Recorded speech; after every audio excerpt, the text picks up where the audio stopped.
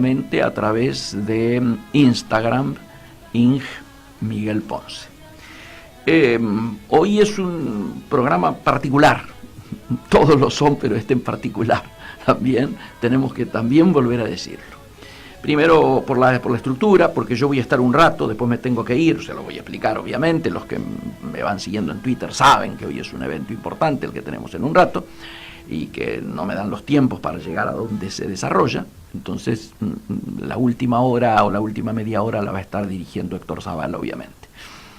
Vamos a empezar lógicamente comentando la actualidad, esto que solemos denominar a guisa de editorial. Luego a las 2:30 estará, como siempre, con su columna Mujeres en Coyuntura, Victoria Molnar, tal cual lo habíamos anunciado. A las 15:05, algo muy importante que está en algunos de los portales del día de hoy, pero que tiene que ver con la esencia de nuestro programa, que es el comercio exterior, directamente desde México. Lo vamos a tener al amigo Pancho Martirena, transmitiendo sus impresiones, que algunas de las cuales ya las adelantó en Diario BAE hoy, en relación a una importante reunión de OMC que está habiendo allí para el periodismo precisamente en la Ciudad de México, pero además donde ha habido novedades en relación a los planteos que hace México para la industria automotriz a sus dos socios, a Brasil, principal socio, y a nosotros. Así que vamos a tener información de primera mano, directamente desde el Distrito Federal de México. A posteriori, a las 15:30 mismo yo me estoy yendo. Mientras yo me estoy yendo, se hacen cargo, ¿no es cierto?, Héctor y Claudia, básicamente. No creo llegue Juan Ignacio, sino que vamos a tener que afrontar, diríamos, las columnas habituales, a sus marcas, la efeméride del día, ¿no es cierto?, la noticia breve, noticia del día, etcétera, etcétera, y todo lo vinculado precisamente al marketing a través de Héctor. ¿A dónde me estoy yendo? A las 15:30 y no llego, ustedes habrán visto, y está planteado hoy un evento de mucha envergadura, que es el denominado tercer encuentro multisectorial que organiza, como todos los años, el Consejo Portuario Argentino. A mí me toca a las 16 horas estar en una mesa, en un panel, el panel número 3, que se llama Nuevo Escenario Internacional, ni más ni menos que con dos monstruos, que ustedes lo conocen. Uno, Benny Kosakov.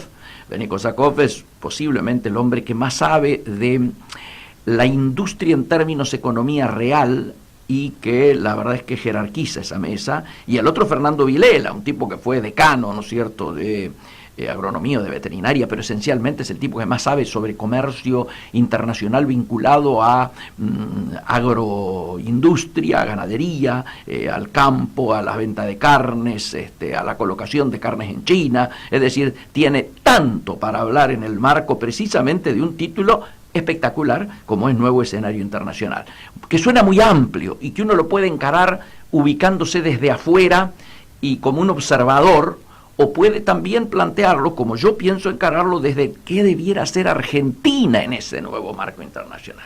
Y este es un poco lo que voy a intentar encarar. Quiero avisarles que voy a pedirles disculpas a ellos, y también se la pido a ustedes de alguna manera, porque este proceso de postoperatorio me está resultando más complejo y difícil de lo que yo pensaba. Y allá voy a pedir disculpas por dos temas. Uno, por la vestimenta. Seguramente todos estarán de saco, y yo voy a estar, como me están viendo ahora los que me siguen, en camisa, porque no me puedo colocar un saco con el cabestrillo con este tipo de cabestrillo, el cabestrillo vietnamita, como le llaman, que es muy fijo sobre el cuerpo, que no permite colocar otras cosas, bueno, etcétera. Y el otro tema por el que tengo que pedir disculpas, y que también se las estoy pidiendo a ustedes, es que de todo el proceso postoperatorio lo que más me cuesta es dormir, porque tengo que dormir atado, así como ustedes me ven ahora, con el cabestrillo, y esto origina que cada movimiento que uno hace dormido genere dolor. Cuando técnicamente el umbral del dolor supera el umbral del cansancio o al umbral del sueño, me despierto. léase a las 2 horas y media, 3 horas de haberme dormido, que es lo que estoy durmiendo en promedio. Luego me levanto, intento dormir, ya no es posible. En general me voy durmiendo en distintos lugares. O me duermo en los taxis o en el Uber, depende de lo que haya tomado, o como ayer me quedo dormido en un almuerzo. Y por lo tanto estamos haciendo pruebas en relación a cosas que debo tomar antes de dormir, algunos alivianantes, diríamos, de dolor, algunos tranquilizantes ansiolíticos, para que pueda aguantar un poco más el dormir. ¿Y por qué es tan importante? No es solo por el cansancio que se refleja en mis ojeras y en mi cara y en los párpados que se suelen caer casi naturalmente, sino porque yo soy hipertenso. Y lo peor que hay para un hipertenso es dormir poco. Pero a su vez, si tomo calmantes para dormir más, los calmantes también en general tienen efectos sobre la hipertensión. Por lo tanto, estamos en una prueba y hoy voy con otro de esos días de prueba y obviamente no estoy con las neuronas para efectuar las sinapsis más rápidas y veloces a las que uno suele estar acostumbrado, sino que estoy como una suerte de estado de sedación, para que tengan idea. Hoy a la mañana tenía que ir a grabar a un canal de televisión y me quedé dormido. Me desperté ya sobre la hora. Tuve que llamar, lógicamente, a quien me acompaña en el programa de televisión para avisarle que estaba solo. Bueno, estas cosas. A ver, ¿por qué digo que es tan importante lo de hoy? Porque lo de hoy, hecho por los amigos ahí ya ha empezado a las 12:30, lo ha abierto el ministro Dietrich, pero también ha hablado me voy a colocar los lentes porque son letras muy chiquitas, Mariano Saúl, que es el subsecretario de Puertos, Vías Navegables y Marina Mercante de la República Argentina, Gonzalo Mórtola, que es vicepresidente del Consejo Portuario Argentino e interventor, el capo del Puerto de Buenos Aires, y Ángel Elías, el presidente del Consejo Portuario Argentino y del ENAPRO, que es el ente, ¿no es cierto?, que ustedes saben, maneja el puerto de Rosario. A las 13:30, hace un rato, ha empezado ya un panel titulado Aporte Logístico, Ambiental y Legal para el Desarrollo Portuario Argentino, donde está María Trapani, que es una asesora legal del ENAPRO y coordinadora de la Comisión de Asesores Legales del Consejo Portuario Argentino, Alberto Carnevali, ingeniero jefe del área de Seguridad y Medio Ambiente del Consorcio de Gestión del Puerto de Bahía Blanca y coordinador de la Comisión Asesora de Seguridad y Medio Ambiente del Consejo Portuario Argentino, y Leandro Moro, que es un licenciado en Economía, jefe del Departamento Comercial del Puerto de Dock Sud, ¿no es cierto?, y co-coordinador de la Comisión Logística, Comercial y Tributaria del CPA. A las 14, o sea, acaba de empezar el Coffee Break, y en unos minutos, 15 horas, va a haber una disertación especial, el capital cultural de los puertos, identidad histórica y desarrollo, que es la presentación del programa Conocernos es integrarnos, del núcleo de las ciudades portuarias regionales del CONICET, a cargo de su director, Miguel Ángel de Marco. Luego a las 15:10, o sea, es muy cortito este video que hemos dicho recién, ¿no es cierto?, construyendo la cadena de valor de la comunidad portuaria. Y ahí lo tenemos a Daniel Santinelli, que es gerente de operaciones de Cosco Shipping Lines Argentina Sociedad Anónima, al amigo Carlos Restaino, viejo conocido de esta casa, que es secretario del Consejo de Cargadores de la Cámara Argentina de Comercio y Servicios y de la Unión Industrial Argentina, y a Nicolás Strasensky, secretario del Centro de Navegación de Marítima Hoyland. El moderador de esta mesa es Emiliano Gali, un viejo especialista de estos temas, encargado en su momento del suplemento de comercio exterior y de logística del diario La Nación. A las 16:10, el panel que ya les había dicho, nuevo escenario internacional, donde está Benico Sacó, para los que no se acuerdan, licenciado en Economía, profesor titular de la Universidad de Buenos Aires, él muy humildemente se pone solamente estos cargos. Fernando Vilela, ingeniero agrónomo, asesor del Ministerio de Agroindustria de la provincia de Buenos Aires, y quien les habla, que voy en mi carácter de ex subsecretario de Industria y Comercio, director del Centro de Estudios para el Comercio Exterior del Siglo XXI, y modera Fernando de Vido. 17:10 hay el último panel, Nuevas Tecnologías para el Desarrollo Portuario, con Diego Kraft, director ejecutivo de Sistemas y Tecnología del BUSE, ¿no es cierto? O sea, la ventanilla única de comercio exterior del Ministerio de la Producción, María Munaro, líder del blockchain en IBM Argentina y el arquitecto y arquitecta de soluciones del sector público, y el licenciado Castiñeira, el CEO de Octopi. El moderador es otro periodista amigo, gran conocido, titular de una publicación muy famosa, Darío Kogan, y está cerrándose a las 18 horas.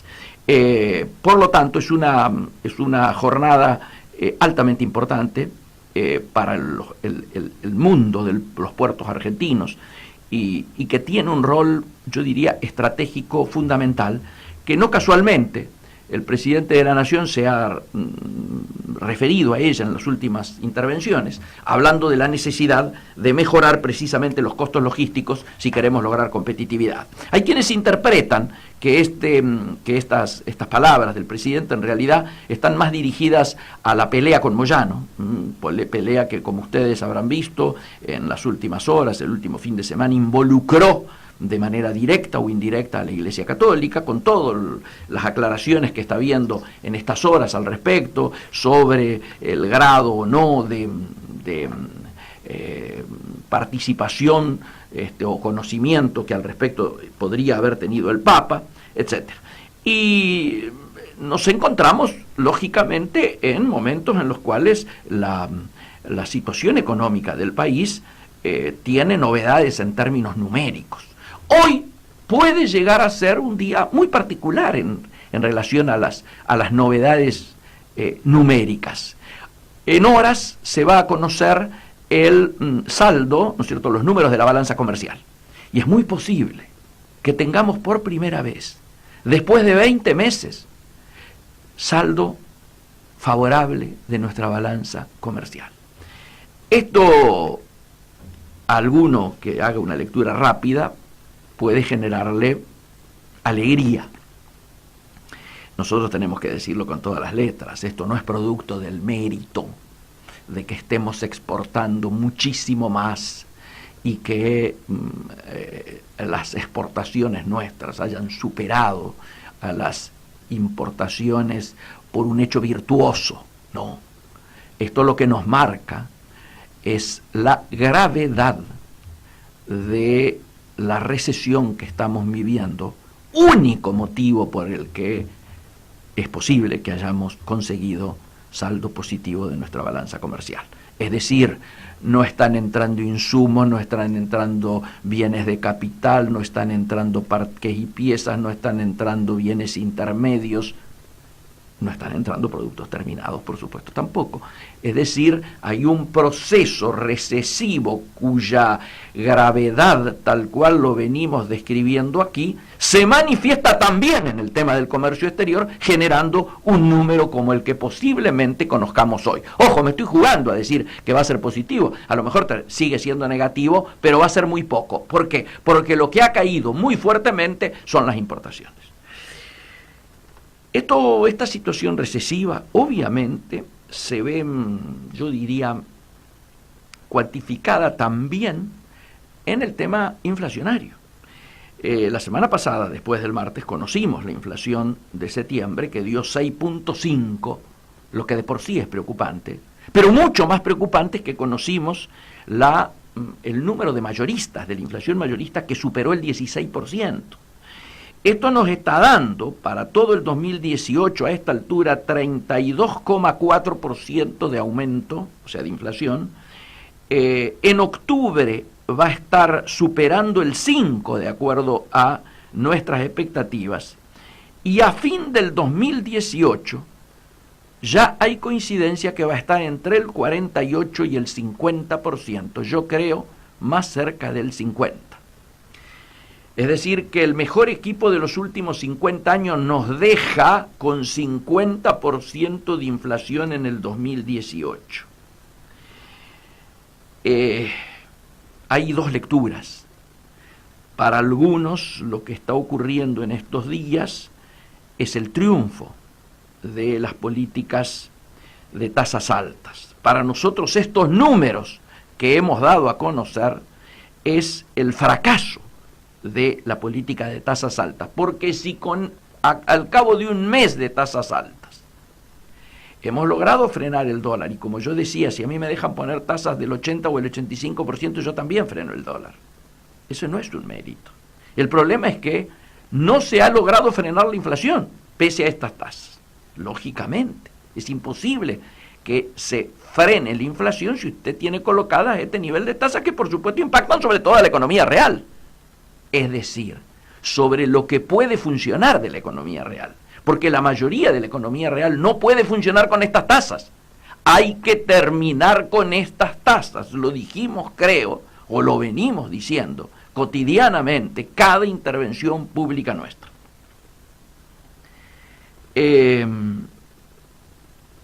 Y volviendo a los números del comercio exterior, uno diría, tiene que hacerse la pregunta, ¿por qué con esta situación que se da de valor de dólar elevado, ¿no es cierto?, de 38, 40, 37, 40, lo que quiera, no logramos aumentar sustantivamente nuestras exportaciones?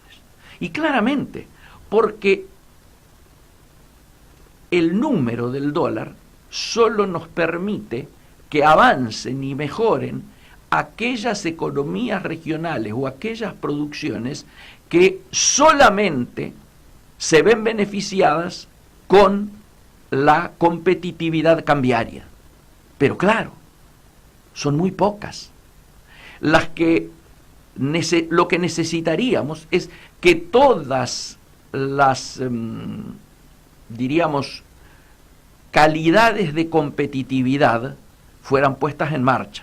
Léase, que no solo la competitividad cambiaria sea la que mejore una ecuación comercial exportadora, sino que además tengamos las reformas impositivas necesarias y le levantemos la carga impositiva que tiene todo nuestro comercio exterior, que mejoremos en los costos logísticos, que podamos conseguir créditos para financiar el comercio exterior, particularmente de las economías regionales, que tengamos programas de economías regionales específicos para cada una de ellas. Es decir, que pongamos en marcha una agenda de competitividad que, como siempre repetimos aquí, estuvo detenida en tiempos de Pancho Cabrera. Yo he notado, se nota, ya se conocen, avances que ha logrado dar Dante Sica, pero claro, está jugando en la cancha del fondo, en la cancha del Fondo Monetario. Entonces, necesitamos tener en claro que los números de nuestro comercio exterior, por más que hoy conozcamos a lo mejor un pequeño saldo negro y no rojo, debemos plantearlo como un inicio de lo que debería ser una mejora camino a esto que desde el gobierno se denomina la revolución exportadora. Esa revolución exportadora implica un cambio de mentalidad, de acuerdo a lo que dice Sica, que es dejar de hablar de saldo exportable y de plantearnos una política exportadora que no solo se dedique a vender lo que no vendemos en el mercado interno, que por supuesto lo que vamos a vender en el mercado interno va a ser muy poco, por lo tanto el saldo exportable debiera ser abrumadoramente la mayoría de la producción hoy de nuestro esquema productivo argentino. Y nos estamos planteando para el 2030 crecer a 200.000 millones de dólares de exportación, es decir, es el triple de lo que estamos exportando hoy. Menudo esfuerzo nos espera. Esos esfuerzos tienen lógicamente como prerequisito bajar la tasa ya, tratar de lograr un avance en lo que podríamos denominar las condiciones para que haya una política de desarrollo y de crecimiento. Y en ese marco hay dos elementos que nos parecen centrales traer, porque siempre, además del diagnóstico, tenemos que traer propuestas. La primera propuesta, lógicamente, la de una profunda reforma tributaria que levante la presión sobre aquellos que generan empleo, sobre aquellos que trabajan para el mercado interno, sobre los que consumen y producen en el mercado interno y para la exportación, y que lógicamente le carguemos la mayor presión en aquellos sectores con mayor capacidad de contribución y de tributación. El segundo elemento que nos parece importante es la necesidad de federalizar el Banco Central de la República Argentina, y esto nunca lo hemos tocado aquí. Más o menos de la manera en que existe, por eso se llama federal, la reserva en los Estados Unidos, donde los gobernadores mandan sus delegados para pelear precisamente por tasas y por políticas que tiendan a defender sus producciones, en este caso estaduales, ¿no es cierto?, regionales.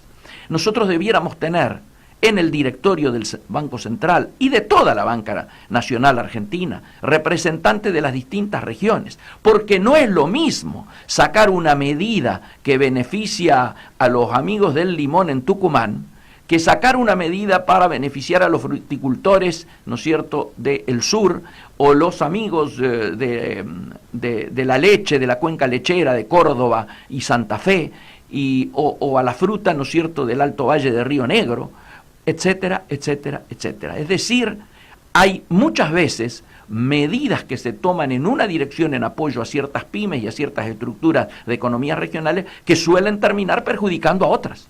Y acá es muy importante que sean escuchadas todas las voces y que todos los intereses regionales puedan expresarse. Estos son los dos aportes a nivel iniciativa que lo dejamos hoy, que lógicamente vamos a ir profundizando porque nos parece novedoso y porque en la Argentina no se ha abierto un debate alrededor de esto, sino que nosotros estamos empujando para tratar precisamente de encontrar mecanismos que hagan que este tránsito tan duro en estos tiempos no caiga con todo su peso sobre los eslabones más débiles de nuestra cadena social. Nos vamos ya a un intervalo musical hasta el momento que busquemos nuestra primera comunicación de la tarde de hoy, que lógicamente está vinculado a la tradicional, a esta altura, columna, ¿no es cierto?, de Mujeres en Coyuntura que tiene a cargo Victoria Molnar. Hasta entonces.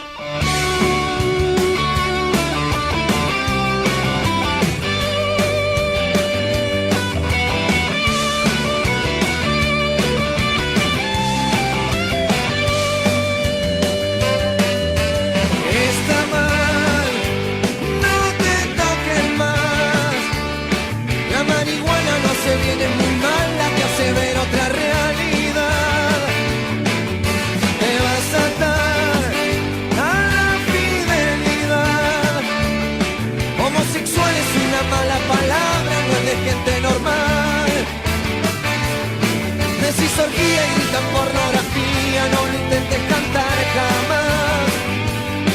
Esta vida debe ser sostenida con total seriedad. No escucho y sigo, porque mucho de lo que está prohibido me hace vivir. No me persigo, porque mucho de lo que está prohibido me hace feliz.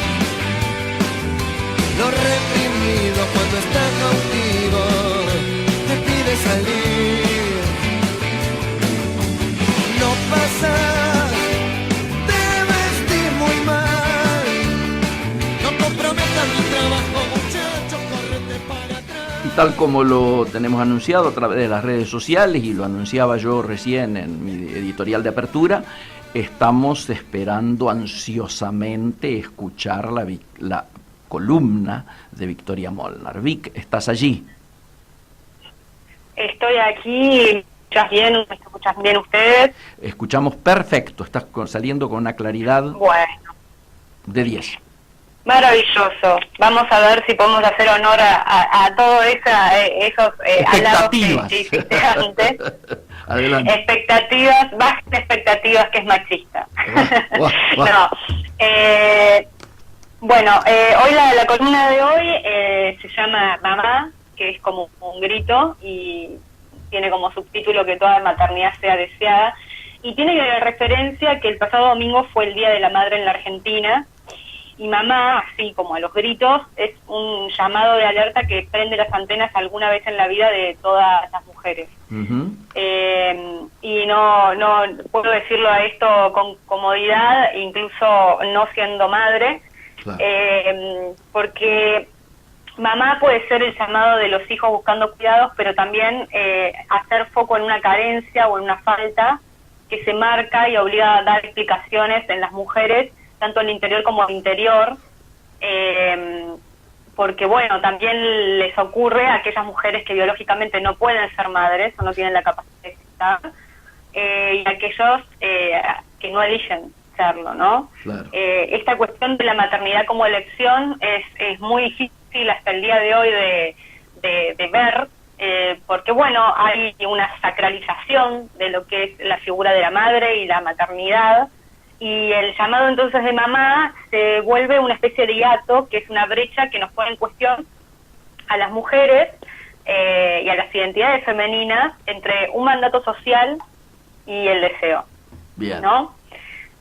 Yo la primera pregunta que me hice al estar estructurando esta columna, he leído mucho sobre el tema por una cuestión de motivación personal también respecto a esto, y que tiene que ver, como decimos muchas veces los que estamos en el ámbito de la antropología, aquellos que son temas que elegimos que cuestionan a la sociedad y que nos hacen sentir incómodos con la sociedad, pero también que nos cuestionan al interior de nuestra propia psicología y que nos mantienen incómodos con nosotros mismos. Entonces, una de las preguntas, importantes, digamos, de esto era si mamá hay una sola, ¿no? Es una frase, Sí. digamos, muy extendida, ¿no? La de madre hay una sola. Sí, claro. Es una frase muy machista y que pone expectativas muy altas y varas muy altas. Voy a un poco a hablar sobre esto. La posibilidad de gestar nos da a quienes nacimos con sexo biológico femenino un diferendo respecto del sexo llamado neutro, erróneamente, que es el sexo biológico masculino, y que es el que rige las normalidades, digamos, a nivel de lo que se desprende en toda la sociedad, ¿no? O sea, porque la sociedad hoy aún continúa siendo androcéntrica y patriarcal. Nuestra sociedad patriarcal justamente ser madre es un deber ser que se promete como forma principal de la felicidad y la realización para las mujeres, y marca que la misma debe llevarse con una alta dosis de responsabilidad. Vimos hace unos meses, Teis Sport había titulado una noticia, el chocolate todo en rosa, Serena vuelve recibida de mujer. Era muy machista y anunciaba el regreso de la destacada tenista Serena Williams a las canchas tras un receso de 14 meses para dedicarse a su primera maternidad. Esta cuestión de recibirse de mujer, ¿no? Hasta no nos recibimos de mujer hasta que no somos madres, ¿no? O sea, es poner la maternidad en ese lugar, ¿no? En una especie de recibimiento, digamos. Claro. Cuando hay mujeres que son claramente profesionales. Serena no creo que se haya recibido de mujer siendo madre, digamos. Sí, claro. Hay además de diferentes identidades femeninas, y qué es ser mujer es una cuestión en cuestión que nos la estamos preguntando muchas y muchos y muchas. Uh-huh. Yo cuando se había celebrado el niño, yo había dicho que del niñe, se había dicho que todos estos días que se ponían, el día del padre, el día del niño, el día de la madre, generaban y escondían muchas trampas, ¿no? Sí. Había hablado de lo que implicaba lo que yo llamo como la división sexual del sexo, a partir de los estereotipos de género que se nos imponen desde chicos y chiques, y cómo a las mujeres se nos educaba para los roles de cuidado y ocupar los espacios al interior del hogar, y a los varones para ocupar la esfera pública, ¿no? Y cómo era necesario, y es muy necesario, propiciar desde la propia crianza de los niños y de los niñes, pensar fuera de esa caja de ilusión sobre el género biológico para que puedan elegir y sean más libres, digamos. Claro, claro.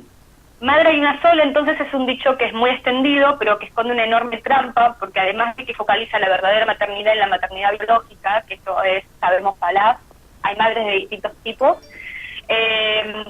también la carga de responsabilidad de la crianza y el devenir de los hijos en una sola persona, ¿no?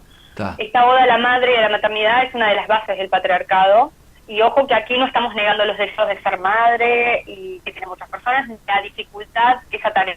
Claro. Estamos negando esa dificultad. Todo lo contrario, yo lo único que pretendo es complejizar con respecto sobre todo esto. Madre no hay una sola, porque pensar así solo el rol de la maternidad es acotarla, ¿no? Es acotarla a una maternidad con un modelo basal de familia, que es papá, mamá, hijes, en tiempos que corren, que ya ha quedado completamente descajada a lo que prácticamente y muy explícitamente, ¿no? Porque ante la maternidad se pueden presentar un montón de situaciones. Hay mujeres, madres que son cis, que son madres biológicas, cis, que cumplen con todo ese modelo, digamos, ideal de la maternidad. Hay madres lesbianas, hay madres trans, han salido muchas noticias estos últimos días sobre madres trans en los medios, sobre los no hegemónicos, y en algunos hegemónicos también.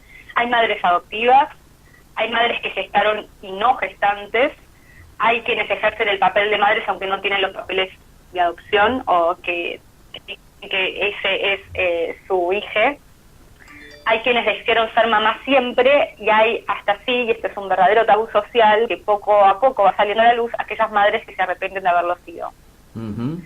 Entonces, no sé, ¿cuándo vas a ser mamá? Mirá que se te pasa el tiempo, te vas a arrepentir de no tener hijos. Hasta que no los tenés, no vas a entender.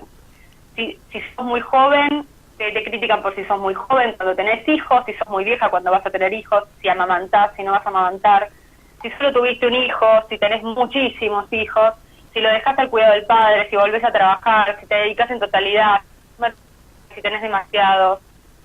Es, digamos, parafraseando Shakespeare, ser o no ser madre siempre tendrá una crítica. Claro. Este año una mamá a la que yo mucho me hizo conocer una palabra que es muy hermosa, que es la palabra ahijar. La palabra ahijar implica dar y recibir amor y es imposible sin el deseo, ¿no? O sea, el deseo de ahijar me parece que tiene que ser siempre más fuerte que el de ser madre o padre. Porque ahijar es una decisión, implica desechar las pretensiones egoístas de realización personal en tanto un hijo. O sea, el hijo no viene a responder a una necesidad mía, sino que yo vengo a tratar de responder a una necesidad de una persona que necesita atención. Claro. En ese sentido, ahijar podemos todos, no solo las madres. Y también responde a un hecho fáctico ocurrido a lo largo de toda la historia de la humanidad. En general, en un primer momento todavía no está muy claro, digamos, porque también es un poco difícil hacer esta retrospectiva.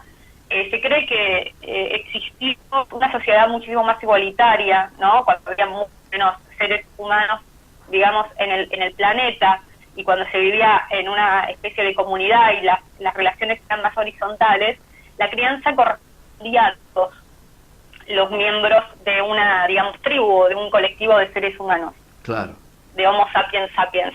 Y en ese sentido se repartían las tareas, y se repartían entre todas las personas que integraban ese colectivo, y no había una propiedad sobre los hijos. Claro.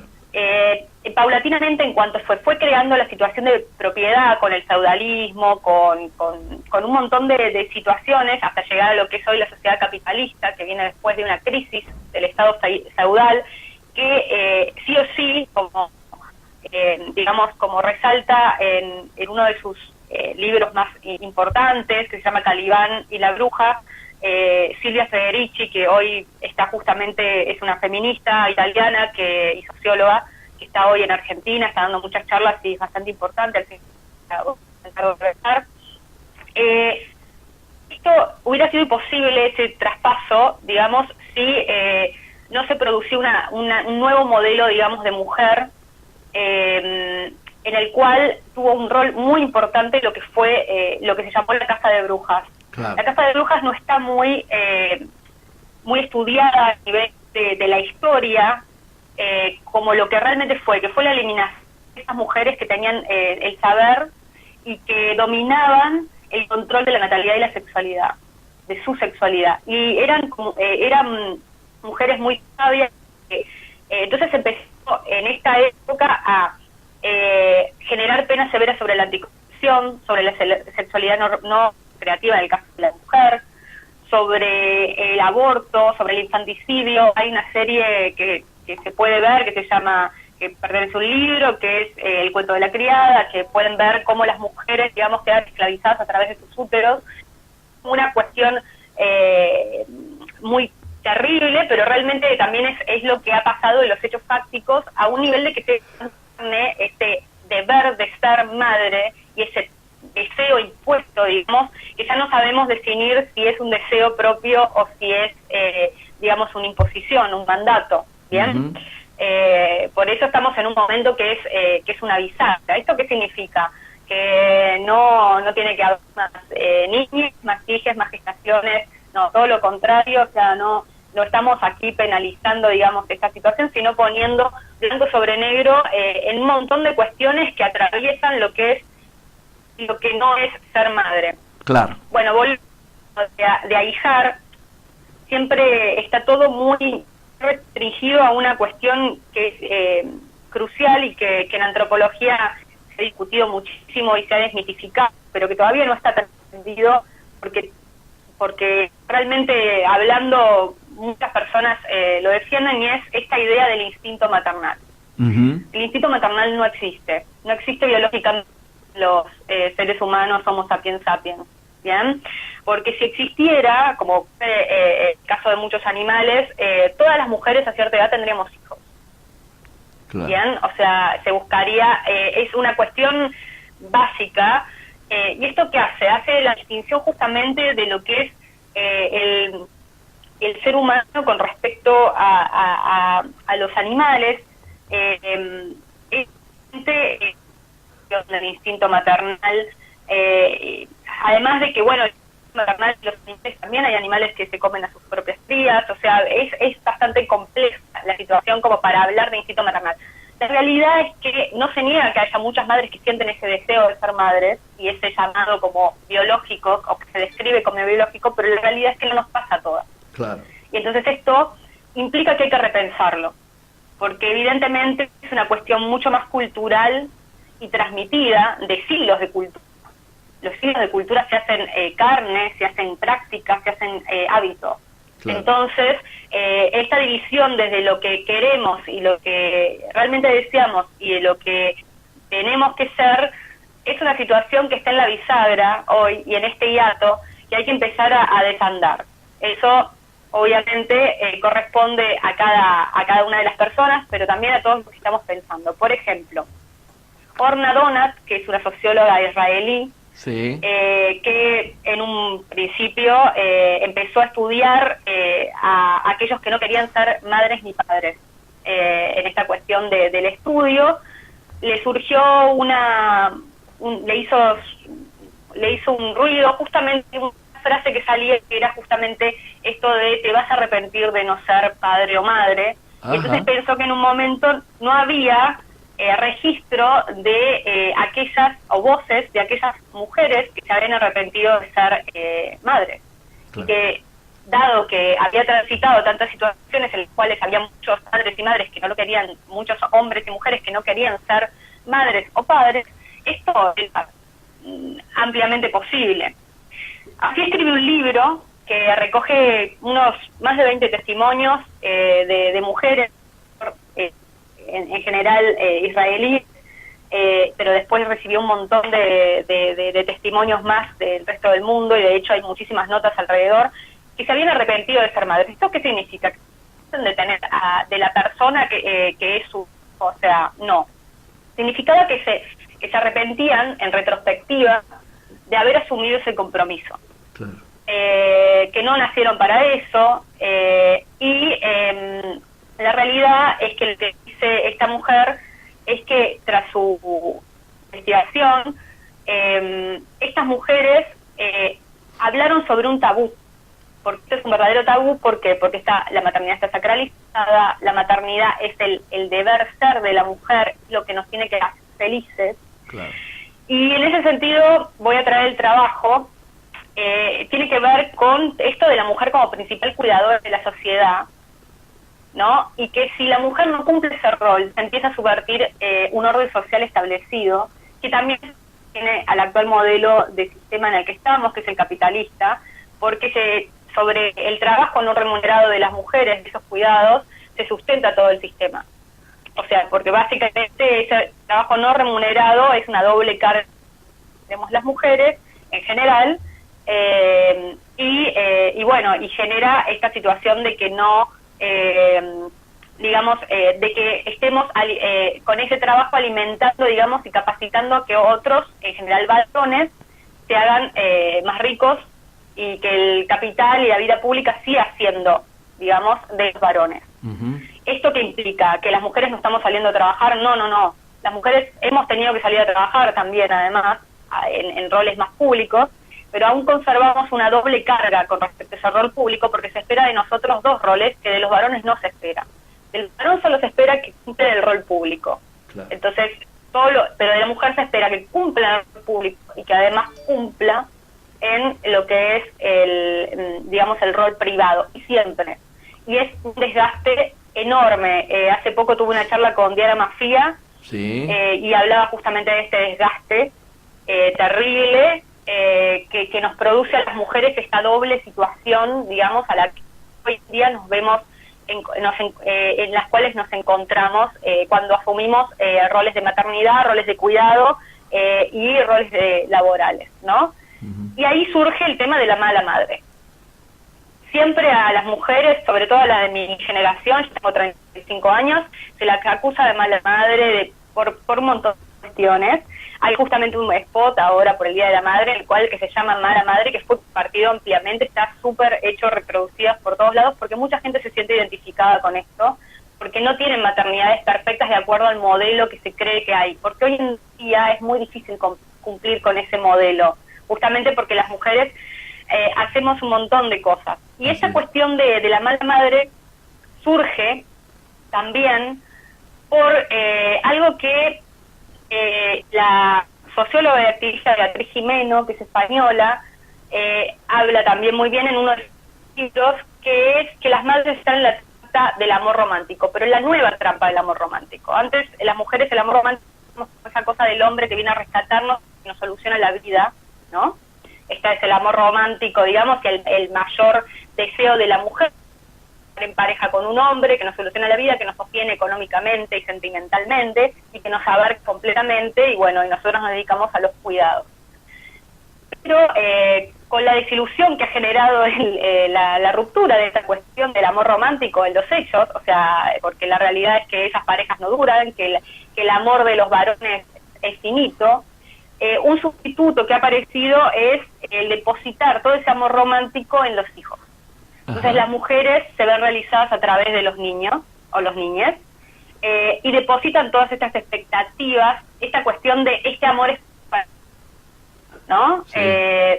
Y es una trampa también, porque además de que pone un montón de carga sobre ese niñe, también nos deja en una relación de desventaja, digamos, y nos acota la feminidad a una sola relación. Claro. Y pone manifiesto mucho esta cuestión de la mala madre, ¿no? De cómo este rol debe estar cumplido a la perfección, digamos, sale mal el niño, es culpa nuestra, de que tiene que, o sea, el rol de la mala madre está siempre ahí. Y yo lo he hablado, para ir más o menos recapitulando, lo he hablado en la última, digamos, en una de las columnas que tuvimos en dos de las columnas que tuvimos sobre el tema de economía la vez pasada con respecto a las mujeres y la esfera pública y las mujeres en la lucha social, y también con respecto a la lucha por el aborto legal, seguro y gratuito este año, digamos, en la Argentina y en general también que se está dando en la región, y que tiene que ver con que las mujeres que son jefas de hogar y la maternidad, digamos, está penalizada económicamente en la Argentina, y hablábamos de las diferencias que había, ¿no? De ganar, de salario cuando se era madre y cuando no se era madre, y también la diferencia que había con respecto con los varones, que no tienen esa diferencia cuando son padres o no son padres, y como las mujeres, que además cargan con la crianza de los hijos, y en muchos casos son las responsables de llevar también el sustento en las familias, son el sustento familiar, cómo ganan tan poco, ¿no? Hablamos de que las jefas de hogar asalariadas, el 40% hoy no alcanza los 10.000 pesos argentinos, ¿no? O sea, y la gran precariedad laboral a la que están las trabajadoras que son madres, y que es una realidad social por la cual la maternidad está penalizada. Claro. Porque hablaba recién que la no maternidad también está penalizada y es criticada, pero la maternidad en la Argentina de hoy y en general está penalizada también. Y en ese sentido, el tema de el aborto generó tanto ruido y genera tanto ruido porque va hacia justamente esa relación de la familia en la cual la mujer se hace dueña de su deseo, la mujer y las personas gestantes se hacen dueñas de su deseo y deciden.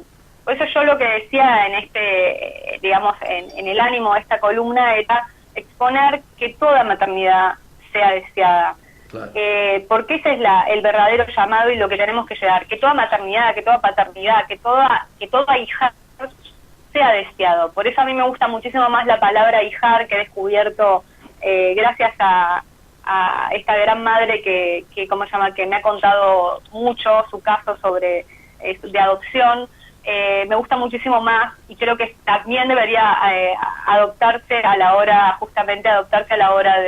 de usarse para los hijos biológicos, ¿no? De esta cuestión de que el deseo sea lo que motive el tener hijos y que ese sea el deseo para el Día de las Madres, que haya libertad de opción, libertad de elección, libertad de que las mujeres puedan y las personas gestantes puedan decidir sobre sus cuerpos y puedan decidir cuándo quieren ser madres, porque conlleva al día de hoy una gran responsabilidad que todavía no está del todo compartida con los varones, lamentablemente, porque también ellos se están perdiendo en parte, o sea, y porque es algo hermoso el dar y recibir amor por parte de un hijo, así que en ese sentido, bueno, va mi homenaje a todas las mamás de todos los tipos, de todos los colores, que crían y que ahijan y que dan amor y que reciben amor y que han deseado y desean ser mamás.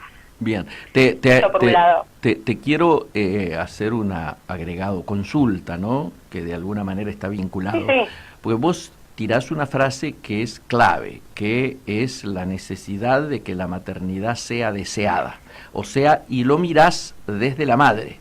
Desde el hijo, siempre se dice que los que mejor salud mental, mejor equilibrio, mejor salud emocional tienen, son aquellos hijos que claramente fueron deseados, como contrapartida de el cuadro psicológico que se origina cuando un hijo toma conocimiento de que no fue deseado.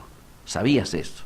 Bueno, cuando hablamos cuando hablábamos del tema del aborto, yo hablaba de la falacia esta, era que decía que en el caso de adopción la solución a los abortos, claro, ¿no? Uh-huh. Hay muchos padres adoptivos que niegan esto y justamente está,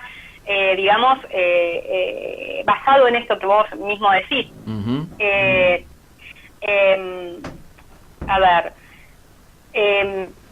Los pretensos padres adoptivos no son la solución a los casos donde hay personas que no desean maternar. Uh-huh. No son padres de segunda, ¿no? O sea, porque cuando hay problemas serios y no tan serios de salud, sí, muchos nenes y quedan en un limbo. Así un limbo es. que está expresado hoy en las páginas en las cuales se busca, buscamos familia, en la cual puede ver específicamente que hay un montón de niños y niñas y hermanitos y hermanitas en la Argentina que están en esta situación y sin padres, claro, sin madres que los apoyen. ¿Y esto por qué pasa? Porque en realidad, hay una palabra que primero porque es dificultosa la carrera que emprende cualquier persona que quiera adoptar en la Argentina. sí, Se habla de un deseo muy profundo realmente cuando se logran estas situaciones. Realmente hay que aplaudir esas carreras, que hay que facilitar estas situaciones. Pero la cuestión es que ahijar, es esto, es querer cuidar al otro, ¿no? Es claro, querer que una persona sea tu hijo, o sea, más allá de vos realizarte como padre. correcto. Cuando los niños quedan institucionalizados en general, se genera una cosa que se llama el marasmo institucional, que es un daño psicológico que se le provoca al niño. Y también esto que hablabas, justamente las maternidades y las paternidades deseadas son las mejores. Hoy en día la mayoría de la carga de la crianza de los niños todavía recae en las mujeres. Sin duda. Y por eso es necesario que las maternidades, que todas las maternidades sean deseadas. Y voy a hablar nada más porque quedan 2 minutitos, de mujeres en movimiento. Vale. Justamente con esto, voy a repudiar y pedir justicia por el crimen de Sheila Ayala, que fue muy terrible, que se conoció la semana pasada. Se trató de la peor noticia, esa noticia que los periodistas no queremos dar más, que es el asesinato de una nena de 10 años.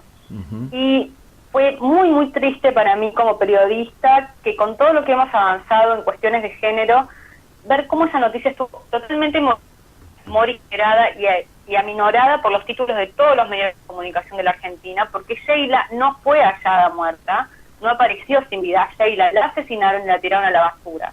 Tremendo. Entonces, el uso del lenguaje es clave para que se entienda lo que hay detrás de los crímenes de mujeres, de niñas, de los crímenes de mujeres, de niñas y de personas trans, y queremos exigir desde Mujeres en Coyuntura una comunicación responsable que luche contra los femicidios, transfemicidios y los travesticidios, y obviamente promover una vez más, lamentablemente, la bandera del Ni Una Menos. Muy bien, muy bien. Voy a ir con otra noticia que viene desde la otra orilla del charco, y es un aplauso, medalla y beso para el paisito suave y ondulado que acostumbraba a hacer punta con las leyes de derechos en pos de las libertades y las garantías sociales, que es Uruguay, donde la semana pasada se aprobó una nueva ley de vanguardia, la ley integral para personas trans, que contempla el derecho a la identidad de género, a la salud, a la vivienda y al trabajo de las personas que viven en su territorio. Esta ley es de vanguardia porque es realmente mejor que la ley que tenemos actualmente en la Argentina, que ya de por sí en su momento fue también de vanguardia, y entre los puntos que sobresalen moral trans y una reparación histórica a quienes fueron víctimas de violencia institucional, ¿no?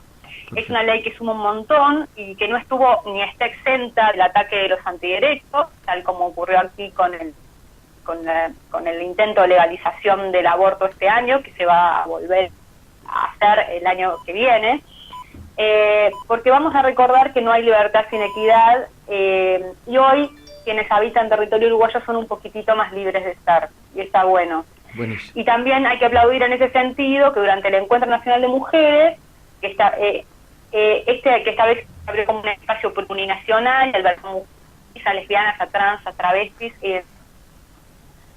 Primera vez en la historia del encuentro se hizo como parte de la agenda oficial una marcha contra los travesticidios y los transfemicidios, y me adelante que les cuento que voy a hablar mucho sobre el Encuentro Nacional de Mujeres en contrapunto con lo que fue el Women 20, que es el W20, que es del G20. En la próxima Mujeres en Coyuntura vamos a hacer un poco de crítica constructiva, digamos, sobre esos dos aspectos, y hacer una especie de contrapunto. Y por último, bueno, contarles de vuelta que está Silvia Federich en Argentina, y va a dar una serie de charlas que se van a transmitir en casi todas las páginas, en diferentes páginas web de Facebook, como hoy misma en la tarde hay una a las 18:30 que lleva el título de Esperanza, Interpelación, el Acceso y la Responsabilidad, que significa qué significa estar creando otro mundo. Con ese título, y es organizada por Tinta Limón Ediciones. Y hay otra el 25 de octubre a las 17:30, que es en la Universidad Nacional de La Plata, en la Facultad de Humanidades y Ciencias de la Educación, que se llama La Revolución de las Brujas, y es una gran oportunidad para abrir el pensamiento a esta historiadora y activista feminista italiana, que es autora de varios libros reveladores, como son Calibán y la Bruja, que hoy comentaba un poco cómo centra toda esta cuestión en cómo se constituyó el Estado actual capitalista a partir, digamos, de la matanza de brujas medieval, y la revolución en punto cero y el patriarcado del salario, entre otros, que dan herramientas y argumentos basados en la investigación social para pensar la dominación androcéntrica del mundo, el patriarcado, el capitalismo y las resistencias que ello puede darse de los feminismos. Listo. Y la visita se nos da justamente en una época en que urge sur. Gracias por llegar hasta acá. El mes que viene volvemos a tener 2 Mujeres en Coyuntura, no como esta vez, y nos volvemos a encontrar martes 13 y 27 de noviembre a las 14:30 horas, ahora sí, como un poco más fijo, ¿verdad, Miguel? Así es, 14:30 siempre.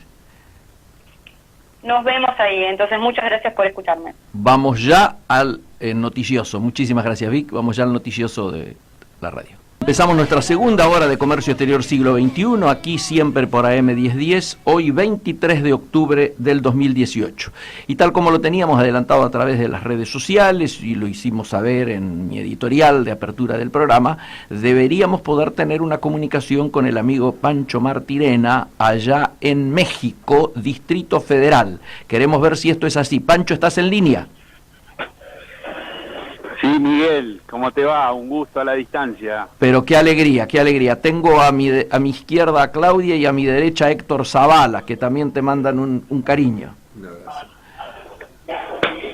Un cariño grande. Bueno, como hay siempre en estas comunicaciones un pequeño delay, yo diría que primero nos cuentes alrededor de los dos temas que son centrales para este programa, que están vinculados, primero, a la reunión que la propia OMC ha convocado al periodismo especializado de todo el continente, y segundo, a la negociación que vos adelantabas hoy a través de la página allí en Diario BAE, ¿no es cierto?, donde comentabas esta propuesta que la industria automotriz de México le va a hacer a sus dos, llamémosle socias, la industria automotriz argentina y la de Brasil.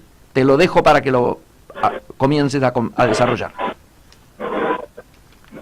Vos decime si se corta, Miguel, porque yo te escucho algo entrecortado. A vos se te escucha perfecto. Mira, si bien es un seminario técnico para periodistas, lo cual supondría que digamos, transcurre en una atmósfera muy fría, la verdad que han salido innumerable cantidad de títulos como para escribir 3 días enteros.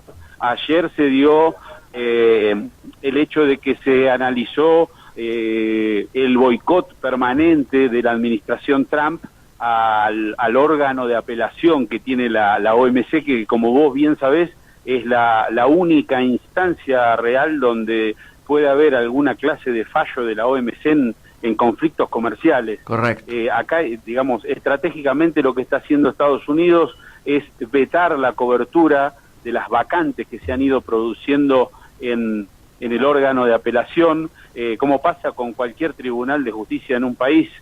De 7 miembros que tenía ese órgano, hoy se está funcionando al límite mínimo de 3, como si fuera una Corte Suprema de 3, y la advertencia que parte claramente en off the record desde los referentes de la OMC aquí, información que no es que no se sabía, pero se remarca un poco acá, es que en diciembre del 2019 vencen 2 mandatos de esos 3.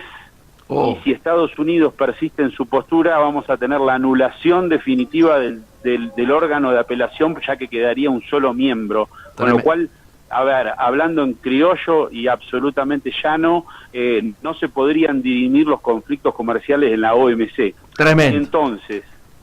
Entonces, ¿qué es lo que eso es lo que reflejamos hoy en una nota en el diario, y qué es lo que está ocurriendo mañana y pasado en Ottawa, en Canadá? Va a haber una ministerial de la OMC, donde hay algunas propuestas, por ejemplo, una canadiense, para estudiar algunos esquemas alternativos. Todavía no se conocen mayores detalles, pero lo que uno olfatea es que en un escenario donde Trump no va a cambiar su postura en cuanto a cobertura de vacantes, salvo que haya cuestiones vinculadas con su balanza comercial y demás, yo creo que se están analizando planes alternativos para ver cómo se puede desanudar esto que está a la vuelta de la esquina. Estamos hablando de 13, 14 meses donde puede ocurrir este episodio, ¿no? Por otro lado, si bien el gobierno de Peña Nieto está abandonando el poder dentro de un mes y moneda, porque el 1 de diciembre asume López Obrador, ayer nos decía el subsecretario de Comercio Exterior, Juan Baker, que en esta transición se ha conversado con el gobierno de Obrador, que, bueno, casi una obviedad, pero con fuerte impacto en la Argentina. El 19 de marzo del año que viene entra a regir el libre comercio con Argentina y con Brasil. Es muy importante. Con lo cual, Sí, sí, es muy importante, Miguel, y promete varias batallas políticas y comerciales, porque ADEFA, la Cámara de Fabricantes, ya ha dejado trascender en los últimos meses su preocupación, quiere que continúe el sistema de cupos. Obvio. Y al parecer México estaría sosteniendo esta postura de un libre comercio tanto con Argentina como con Brasil. Claro, porque vos fíjate que hasta ahora estamos hablando de unos 500 y chirolas millones de dólares de cuota, y hay quien dice que México estaría pensando en triplicar eso, lo cual me imagino que debe generar la inquietud de los amigos de ADEFA, ¿no? Claro, la cuota actual, de acuerdo con un esquema que firmó en el 2015 la ex ministra Débora Giorgi, así es. Bueno, el gobierno de Cristina Kirchner, era de un esquema de cupos ascendentes para el intercambio, que actualmente es de 637 millones de dólares. Correcto. Yo la verdad no escuché la idea del libre comercio, porque es lo que está pautado en ese acuerdo para el 19 de marzo. Todos los 19 de marzo del 2015 a la fecha se concreta un ascenso en la cuota. Así es. El año que viene llegamos directamente al libre comercio. Claro. No sé cuánto representaría sinceramente ese libre comercio. Lo que sí está claro es que en ADEFA, y estimo que en AFAC, ya están viendo que esto puede traer consecuencias seriamente negativas, aparte en un año donde para Argentina va a ser electoral, con un presupuesto que sabemos que es totalmente recesivo. Sí, así que bueno, está todo abierto. Ahora dentro de un rato va a comenzar un panel donde justamente se va a analizar el tema del órgano de solución de diferencias de la OMC y el órgano de apelación, que creo que es la preocupación medular, digamos, de esta reunión, seguro, en la OMC. Seguro. Pancho, sí, y les adelanto una cosita. No, les adelanto una cosita que la vamos a estar publicando mañana. Representantes del gobierno de los Estados Unidos van a tener que ir a explicar su política comercial la semana previa a la Navidad a Ginebra. Mira qué bien. Esto es una obligación que tienen los países más desarrollados cada 2 años, y los países en desarrollo o no desarrollados periodos más extensos. A Estados Unidos le toca en diciembre, y más allá de que es una cuestión donde va a haber una exposición durante 2 días, se espera una cantidad de cientos y hasta se habla de más de 1000 preguntas de todos los miembros de la OMC hacia los Estados Unidos. Lógico. Pancho, un último tema y te saco de eje comercio exterior. ¿Cómo se está viviendo en México estos últimos días de el actual presidente Peña Nieto y la llegada de López Obrador? ¿Cómo lo notas? Mira, lo que pudimos conversar muy brevemente acá, pero lo que me comentaba en los últimos días alguien de la OMC es que, yo no sé si por decisión natural o por obligación es una transición tranquila, ordenada, así es. Vos pensás, Miguel, que la transición cayó justo cuando se tenía que cerrar el NAFTA 2, sí, claro, el nuevo acuerdo, con lo cual tuvieron que trabajar los dos gobiernos juntos, en un clima de armonía y tratando de buscar las mejores salidas. Hoy volvió a hablar por segundo día consecutivo Baker, y muchas de las preguntas estuvieron dirigidas hacia este acuerdo bueno o malo para México, que bueno, él obviamente lo defendió, pero por ejemplo en un capítulo como el automotriz, hay serias dudas de que México quede tan bien parado como está hoy frente a Estados Unidos, ¿no? Muy bueno, sí. Yo calculo que el aceleramiento de hacer el libre comercio con Brasil y con Argentina está más vinculado a los perjuicios que le genera Estados Unidos en la industria automotriz mexicana que al interés del hermanamiento regional, ¿no? Claro. Exactamente. De hecho, Baker en una sola frase dijo, nos espera un escenario de nuevo relacionamiento en América del Norte, Claro. libre comercio con Brasil y Argentina, Claro. y ellos acaban de firmar un acuerdo con Unión Europea también. Sí, sí, sí, sí. Así que es un poco lo que imaginan. Hay que ver cuánto de eso se concreta, pero la sensación, y esto lo veníamos viendo también desde la cumbre de diciembre, Sí. es que hay un caos muy grande en la OMC. Sí, claro. Se tendría, a mi juicio, esto la OMC no lo dice, no lo reconoce, se tendrían que revisar un montón de estructuras y de regulaciones, porque por el veto de un país no suceden un montón de cuestiones que tenderían a mejorar el comercio. Hace poco Funes de Rioja, como presidente del B20, dijo: hoy la OMC es un organismo sin músculo. Absolutamente. Es un organismo con músculo. Sí, totalmente. Es más, alguna mirada extremista al respecto habla de la posibilidad de que estemos asistiendo a los últimos tiempos de la OMC. Lo que sí está en claro es que a los tiempos de la OMC que hemos conocido, seguro que estos son los últimos minutos. Sí. La verdad que el panorama es de gran incertidumbre. Hay una bajada de línea muy fuerte de Acevedo. Uh-huh. y de todos los países miembros que tiene que haber vida después de Buenos Aires, como lo dijo Malcorra en algún momento. Sí, y que tiene que haber vida también a pesar de Trump, ¿no? Obviamente. Porque bueno, ellos creen que no puede ser que todo se paralice por Estados Unidos realmente. Total acuerdo. Te agradecemos mucho, Pancho, te deseamos un muy feliz estadía allá y un muy buen retorno. Bueno, muchísimas gracias, saludos a Héctor y a toda la gente. Muy Un beso bien. grande. Gracias.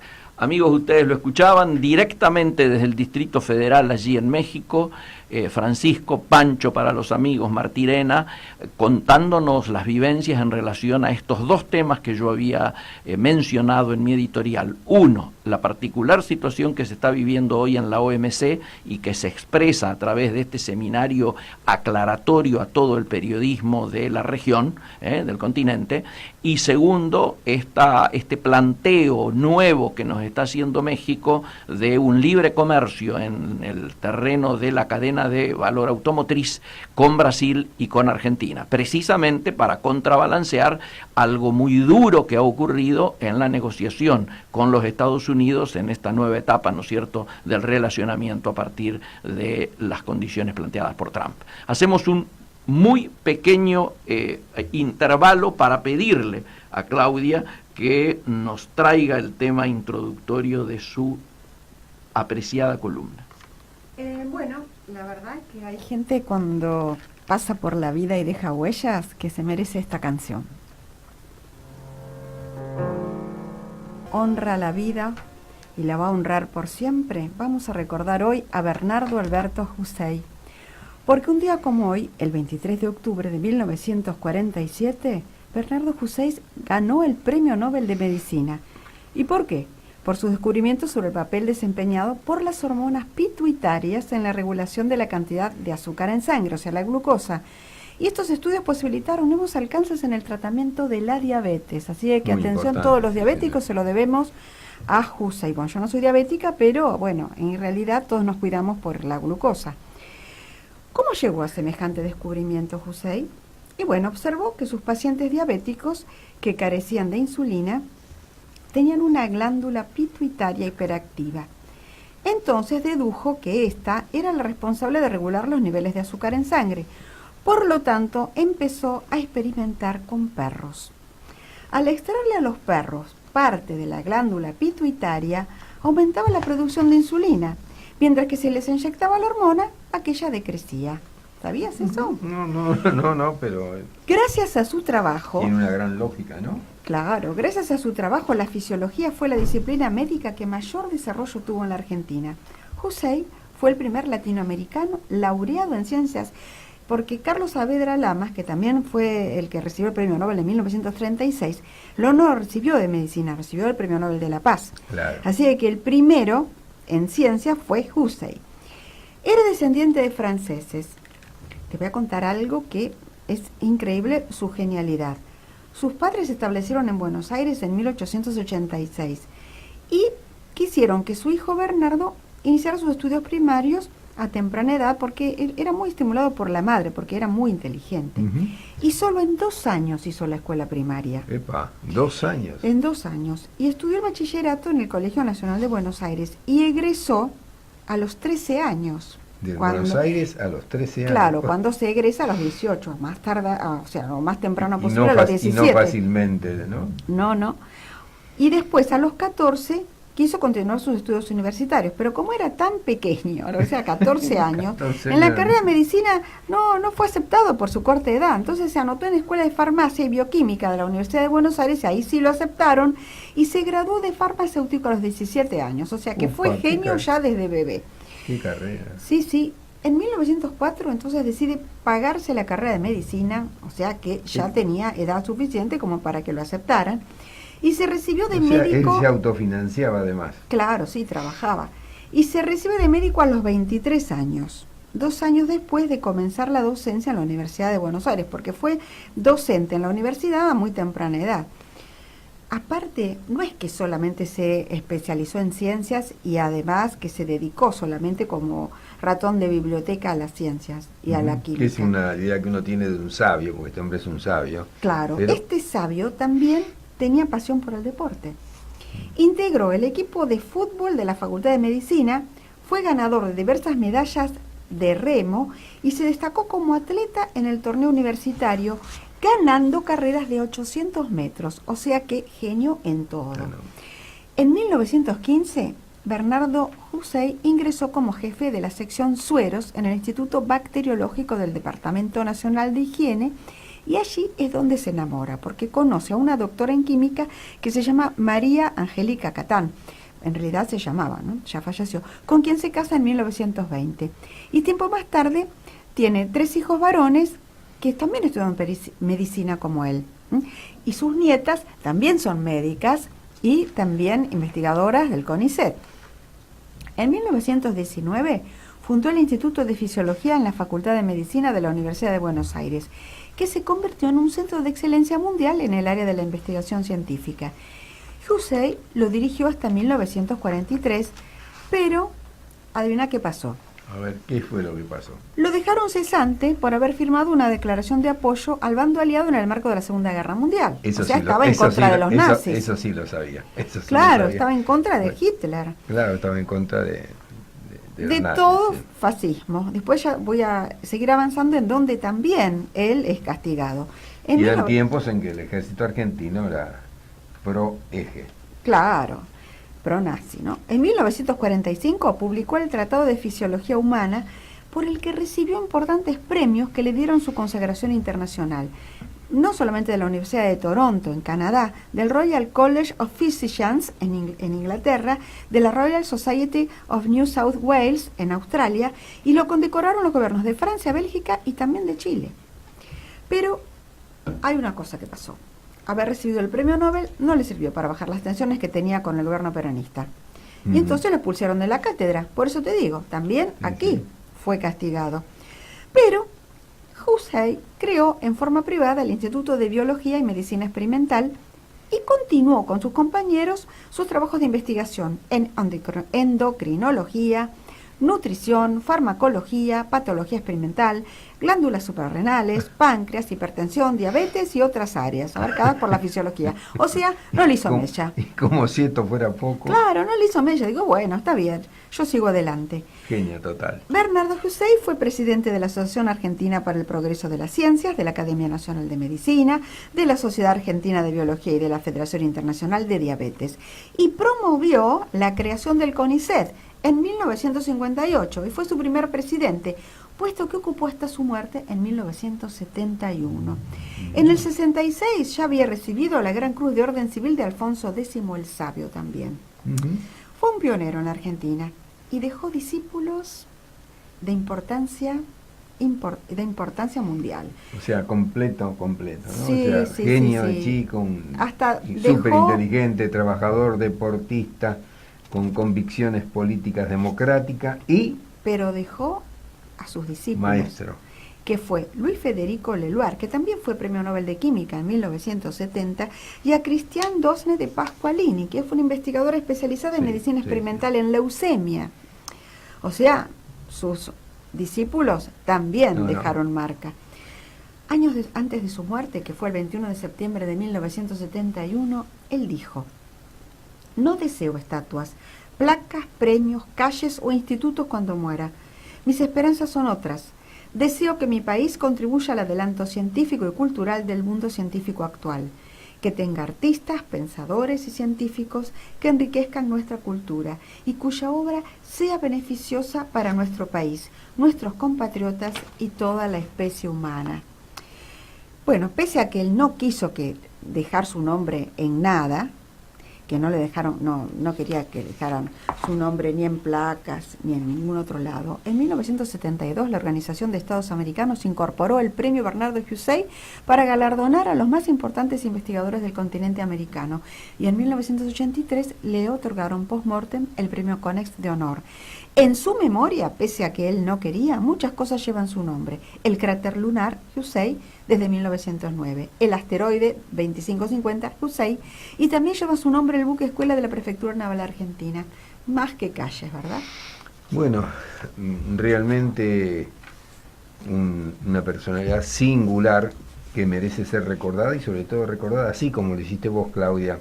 Sí, porque en realidad uno sabe que recibió el premio Nobel Hussein, casi todos saben. Claro, y algunas cosas que tenían connotaciones políticas también se supieron, pero había Pero mucho no más el detrás de todo detalle, no eso. el detalle y realmente por qué le dieron el premio Nobel, ¿no? Ujú. O sea que todos Mi los contribución, diabéticos, claro. todos los diabéticos y los que en realidad están controlando su glucosa tendrían que agradecerle mucho a Alberto Y Hussein. muy bien elegido el tema musical, ¿no? Y claro, porque sin duda personajes como él, este premio Nobel, doctor Hussein, honró la vida. claro, Sí, y es un Hussein es ejemplo que debemos tener presente, sobre todo en estos momentos de confusión, ¿no? claro. Y de incertidumbre. Bueno, hay otros médicos que también dejaron sus huellas, como Serfa Valoro, ¿no? Por sí, por sí. Así que bueno, él, como otros también que le han seguido, honran la vida y digamos que compensan muchas otras carencias que tenemos en la Argentina, No son pocas. especialmente en personas, ¿no? Bueno, Claudia, pusiste la vara muy alta y a mí me cuesta entrar a sus marcas, que es el segmento que viene ahora. De cualquier manera, lo voy a hacer con la mejor buena voluntad. Nosotros, por lo general, estamos un poco tentados a cuantificar, bueno, a lo mejor por aquello de que lo que no se puede medir no se puede gestionar. Y de allí la importancia que le damos a los rankings. Hubo un tiempo que en el tema publicitario, concretamente las agencias de publicidad, aquí existía un ranking que era por facturación, y lo hacía la entonces Asociación Argentina de Agencias de Publicidad, hoy Asociación Argentina de Publicidad. Ujú. Es decir, perdió el término de agencia y se amplió. Ese ranking se descontinuó, sobre todo con la presencia en la Argentina de las centrales de medios, que eran quienes compraban y facturaban los avisos, ¿no es cierto? Entonces se dividió y bueno, ahí dejó de tener sentido. Pero aterrizó en la Argentina algo que existe en otra parte del mundo, que es la agencia Scope, Ujú. que tiene varias acepciones, pero que tiene que ver con la investigación, con la novedad, con el posicionamiento, con la percepción, ¿no? Y bueno, esta agencia hizo el relevamiento correspondiente y consagró a Wunderman Buenos Aires como la agencia número 1 preferida por los anunciantes. Ajá. ¿Y por qué? ¿Qué es lo que se valoró? ¿No? Porque, Claro. ¿Cuál fue el criterio? claro, desde el punto de vista de los anunciantes, Wunderman Buenos Aires fue valorada por su servicio, tiene muchos servicios y el origen de Wunderman Buenos Aires tiene que ver con los servicios, casos innovadores, experiencia creativa, planeamiento estratégico, un punto muy importante, fue una de las pioneras en la Argentina de incursionar en el planeamiento estratégico, y buena integración de los canales en planificación y ejecución de sus campañas. algo muy en línea con las demandas actuales de los anunciantes y sus necesidades comerciales. Bueno, ¿qué es lo que dice su principal directivo, Juan Pablo Jurado, que es el CEO latinoamericano de Gunderman? Nos alienta a saber que nuestra percepción en el mercado va en línea con los resultados de nuestros clientes. Creo que es el reflejo de la transformación en la que venimos invirtiendo y formándonos desde el 2005 para ser la compañía del futuro y anticiparnos a las necesidades de las marcas. Un parrafito aparte lo aportó Victoria Kohler, General Manager de Gunderman Buenos Aires, que dijo que nuestras políticas de diversidad, nuestro staff multidisciplinario, es una de las primeras agencias que incorporó profesionales de otras áreas que no eran exclusivamente publicitarias, sociólogos, antropólogos, fue una pionera también en eso, y colaborativo, y el empoderamiento y liderazgo de las mujeres. Esto para mujeres en consultura podría ser un dato. La Agency Scope Argentina hace una investigación bienal sobre tendencias en las relaciones anunciante-agencias y la percepción de imagen de las agencias realizada por Scopen, que es la empresa madre. Este estudio además se realiza en 11 mercados alrededor del mundo y tiene mucho prestigio. ¿Qué es Gunderman? Y te suena el nombre y después te voy a explicar por qué. Es una red de agencias de publicidad, marketing y compañías de consultoría con oficinas en 55 países. La casa matriz se encuentra en Nueva York. Después vamos a ver por qué. Actualmente Gunderman es parte de Janssen Rubicam y es miembro del holding WPP. Lleva el nombre de Gunderman por su creador, Lester Gunderman, que tiene actualmente 98 años. ¿Vive? Vive. Nació el 22 de junio de 1920. Lester Gunderman, a quien tuve el gusto de conocer en Buenos Aires cuando vino a dar una conferencia, es un ejecutivo de publicidad ampliamente y es considerado el padre del marketing directo moderno. Ajá. Fue muy innovador siempre. Entre sus logros se hablan de las tarjetas de suscripción en las revistas. También el número gratuito, que en Estados Unidos es el 1-800, aquí sería el 0800. Los programas de recompensa de lealtad, o sea, los premios, y muchas cosas más. Él fue el que identificó y nombró a esto marketing directo en un discurso de 1967 en el MIT, en el célebre instituto. Y fue incorporado al Salón de la Fama de la Publicidad de 1998. Para esa época, un poquito antes o por ahí, fue cuando yo lo conocí. Muy divertido, muy simpático, muy locuaz. Gunderman fue elegido para el Salón de la Fama de Marketing Directo en 1983 y el Salón de la Fama de Publicidad en 1998. Recibió un doctorado honoris causa de Brooklyn College de la City University de Nueva York. Él vive en Nueva York, actualmente. Fue nombrado uno de las 20 leyendas de la publicidad y líder. Esto es un ranking que hizo una famosa una revista que tiene mucho prestigio en el mundo de publicidad, que es Adweek. Esto ocurrió en 1998. En la edición del 23 de julio del 2001, Time Magazine, junto con David Ogilvy y Sergio Seiman, fíjate qué figura de la publicidad, fueron anunciados como los grandes pitchmen a lo largo de los años. Y una curiosidad: una tribu de África a la que visitó y ayudó con frecuencia, ya hace más de 30 años, lo consagró su cacique. Tiene el título no solo de ser el padre del marketing moderno, sino también de ser cacique de una tribu africana. Bueno, por lo que veo, no será Hussein que recibió el premio Nobel, pero también es una persona que ha dejado una gran marca. Sí, además están sus escritos, sus presentaciones, sus casos. Bueno, también le cabe entonces la canción de Honrar la Vida, que no, escuchamos de Ladia Blas, que asociamos a Lester Gunderman al tema de Ladia Blas. También se la dedicamos. Bien, por el lado de los medios tenemos que hay preocupación en el Canal 9. Oh, ¿por qué? Esto lo hizo saber la Asociación de Teledifusoras Argentinas, ATA, que en un comunicado oficial expresa: esta situación pone sobre relieve la grave crisis por la que transita el sector.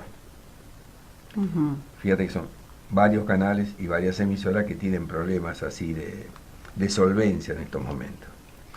El actual contexto pone en peligro real la subsistencia de una industria de enorme valor social y cultural.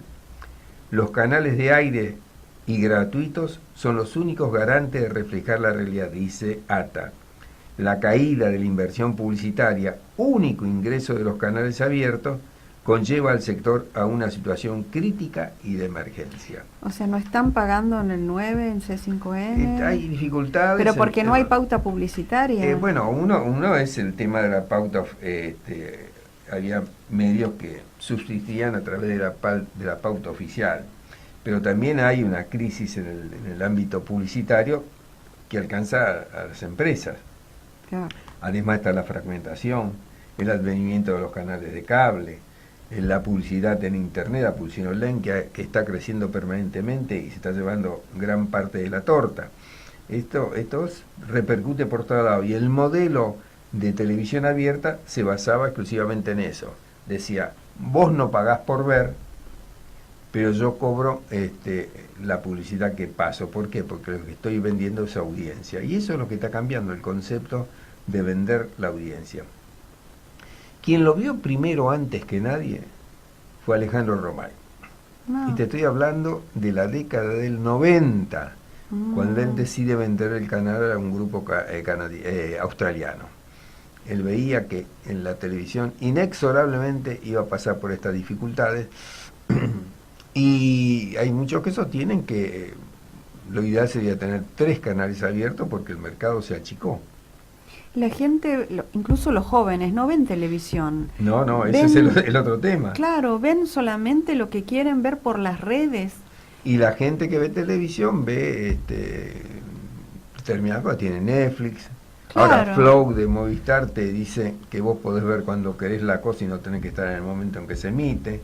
Y la publicidad tampoco va en Flow. El concepto del prime time que valorizaba tanto las tandas y los anunciantes también cambió. Pero los publicitarios, ¿no ponen sus avisos en Flow? No. Sí, ponen avisos en Flow, pero ya cambió, ya no es. En una época se decía en broma que el trabajo más fácil para un planificador de medios en la Argentina era ese, planificar medios, porque ¿qué ocurría? Ponía una parte de la pauta publicitaria en Canal 13 y otra pauta en Clarín, decía, yo con esto ya cubro todo el espectro. Ya tengo una cobertura total. Y en radio también. Claro, y ahora no alcanza. Pero las radios también cambiaron. Ahora ya viene la publicidad programática en las redes. Es de una complejidad enorme. Y los medios, el modelo de medios, el modelo de negocio de los medios cambió. Y esta es la prueba evidente. Se segmentó. Se fragmentó, se diversificó. Y entraron a jugar muchísimos más jugadores. El modelo de la publicidad hace rato que estalló. El modelo de la publicidad era a partir del comodoro Walter Thompson y de un jovencito llamado Ayer en Estados Unidos que descubrió que podía ser un intermediario, un agente entre el medio y el anunciante. ¿Por qué? Originalmente los anunciantes ponían de forma directa el aviso en el medio. Y estos dos, por separado y al mismo tiempo, por eso se le atribuye a los dos el mismo valor, dijeron, ¿y qué pasaría si al cliente le ofrecemos que nos entregue el aviso por el mismo valor que él paga en el diario? Por ejemplo, en ese momento eran los diarios, y nosotros con nuestra técnica de una empresa de publicidad que ya tenía su modo de trabajar, le embellecemos el aviso, se lo realzamos, le buscamos la frase adecuada, gratis, porque en definitiva no va a pagar más. ¿Y cuál es mi negocio? Ir a hablar con los medios y decirle, mire, en lugar de esperar que vengan los clientes, usted deme un porcentaje de ese cliente, en ese momento fue el 17,65% del valor, que yo le voy a traer muchos clientes, porque este es mi argumento. Y funcionó así, ese fue el modelo de negocio que funcionó durante 100 años. Y eso es lo que cambió. Claro, antes con un single por radio, una breve película con single también por televisión y una página en un diario, ya estaba. Ya estaba. Ahora ya no. Ahora tenés que Fíjate cubrir vos, todas las redes. Estamos hablando de medios. Y en Salta se reunió la SIP, la Sociedad Interamericana de Prensa, y allí se aprobó una actualización de su principio de libertad de expresión. Emitieron la Declaración Digital de Salta, que incorporó a su tradicional declaración de Chapultepec, la famosa, que ya tiene 24 años de existencia, temas como los fake news, las noticias falsas, el derecho al olvido y la protección de datos personales, junto con el rol que deberían tener los gobiernos e intermediarios tecnológicos en el sistema digital. El ciclo de amenazas, agresiones y muertes, mira qué dato en contra de los periodistas, lejos de amainar, parece ir en aumento. En lo que va del año, 30 periodistas han caído asesinados en la región. ¿Por qué? ¿Por las noticias falsas? No, por la violencia, sobre todo por el narcotráfico. Y México es uno de los lugares donde hay más víctimas. La polarización política, se han tornado violentas. En México se tornaron violentas las campañas políticas. Bueno, en Brasil el candidato Bolsonaro fue apuñalado. Bueno, y el último que fue respecto de los medios, descuartizado. Vos estás hablando del Jamal Khashoggi, sí, que ahora en la residencia del cónsul de Arabia Saudita en Estambul encontraron restos del periodista. ¡Qué barbaridad! Asesinado. Sí. Parece que golpeado y torturado. Después de que se negaron todas esas cosas, ahora el gobierno saudí dice que va a investigar las cosas hasta última consecuencia, pero todo parece indicar que es una venganza del príncipe, ¿no? A quien este periodista era muy crítico. Era muy crítico, claro. Así. Hablamos de Canal 9, de las dificultades y de los canales y de los medios, y dice la CIP en esta reunión de Salta que la situación argentina indica una cosa: los medios atraviesan una tormenta perfecta para poder seguir ejerciendo su función, ya que se produjo una bruta devaluación del peso con respecto al dólar, aumentó la inflación y cayeron las inversiones en publicidad, el tema que recién tocábamos, tanto privada como oficial. De todos modos, dice que los medios desarrollaron sus tareas con altos niveles de libertad de prensa. Es un tema al que también Macri se refirió porque estuvo en ese acto, ¿no? Y sobre todo se habló mucho de esta calidad informativa referida a los cuadernos de la corrupción que Diego Acabo en su momento dio a conocer de un modo ejemplar en cuanto al tratamiento de un material tan sensible como los cuadernos, que es el punto de partida de todas estas investigaciones que están en danza en este momento. Dicho sea de paso, paréntesis, la viuda de Muñoz, de Daniel Muñoz, se presentó detenida y dijo que ella no sabía nada de dónde venía esa plata. Tampoco se le ocurrió preguntar de dónde su marido, que solo tenía un autito y una propiedad mínima cuando empezó a arrimarse a Kirchner, había acumulado 74 millones de dólares en propiedades, entre las que tenía en Miami y Nueva York. Tampoco dijo por qué apenas falleció Macri, decidió ¿Cómo Macri? Perdón, Kirchner. Apenas falleció Kirchner, mira el acto fallido. Lo estás matando al pobre Macri. No, porque Macri y Kirchner, viste, se retroalimenta, ¿no? El kirchnerismo con el macrismo, hay una retroalimentación. Bueno, que cuando falleció Kirchner, la viuda empezó a vender propiedades y a buscar testaferros. Ya hay uno que se entregó y que se presenta como arrepentido. Es mucha plata en danza. Sí, pero yo no le creo que ella no supiera. ¿Cómo vas a ver?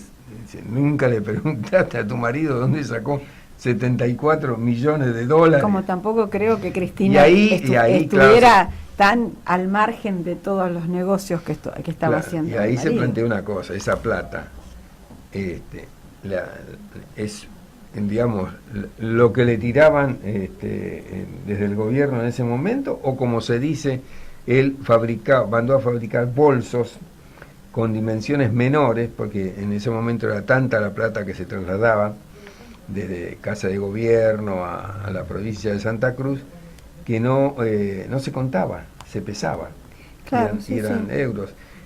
Bueno, pero la mujer dice, no, en ningún momento, y lo que se dice, pero lo mexicaneaba este muchacho Muñoz a los Kirchner, o era plata que, bueno... No, algunos dicen que él sacaba plata para sí, y en realidad él también los estaba traicionando, o sea, los estaba haciendo su propio negocio aparte. También siguiendo con los medios, hay un nuevo jugador, un nuevo competidor en el tema de la televisión. Fíjate vos la dificultad de Canal 9 y ahora aparece Movistar TV. También había otro canal que fue el de... Tiene Telecentro, está Cablevisión, está Telecentro de Canal 26. No, pero el canal abierto que se abrió ahora... que es de perfil. Claro, que tiene que ver con perfil. Hay un mundo que se está moviendo. Bueno, aquí promete 300 megas de velocidad, de 100 a 300, las que tienen 100 es el abono mensual por los primeros 12 meses de 1.709 pesos, y el Movistar Fibra de 300 megas, 2.057 pesos por mes. Incluye instalación, 2 decodificadores y un repetidor de señal Wi-Fi bonificado. Tiene internet en toda la vivienda, un montón de ventaja, calidad y demás cosas. Bueno, el mercado se hace más y más competitivo. Los últimos minutos, a ver si entramos un poquito en el tema de la política. Me llamó la atención una frase y se me ocurrió empezar a buscar frases que quedaron frases que quedaron para la historia de los últimos tiempos. A ver cómo te suenan. Hay que pasar el invierno. Alzogaray. Álvaro Sogaray. El que apuesta al dólar pierde. Lorenzo Sigó, sí. Las urnas están bien guardadas. Ya sé, el Galtieri, sí. La gente va a decir, no quiero dólares, prefiero los pesos. ¿Caballo? Con el 1 a 1 Caballo, muy bien. Con la democracia se come, se cura y se educa. Y Alfonsín. Raúl Alfonsín, sí. Con la democracia es una condición necesaria, pero no suficiente para asegurar que se come, se cura y se educa. Claro, pobre. Ahí tiene que ver eso con la economía. También, el que depositó dólares recibirá dólares. Dualde. De Eduardo. Me quiero ir. Ay, sí, era el ministro de Economía de... Hernán Lorenzino. Cierto. Vamos por todo. Cristina. Y he sido una exitosa abogada. Cristina. Y fíjate esta frase. Eliminar la inflación será la cosa más simple que tenga que hacer si soy presidente. Ay, Macri, qué ingenuo. Y ahora, durante la celebración del 17 de octubre en Tucumán, apareció una frase que va a quedar también en los registros. A la mierda con los prolijitos. Respecto de la frase... ¿A qué se refería con los prolijitos? Por eso, supongo que se refería a la gente del PRO, a los economistas, todo eso.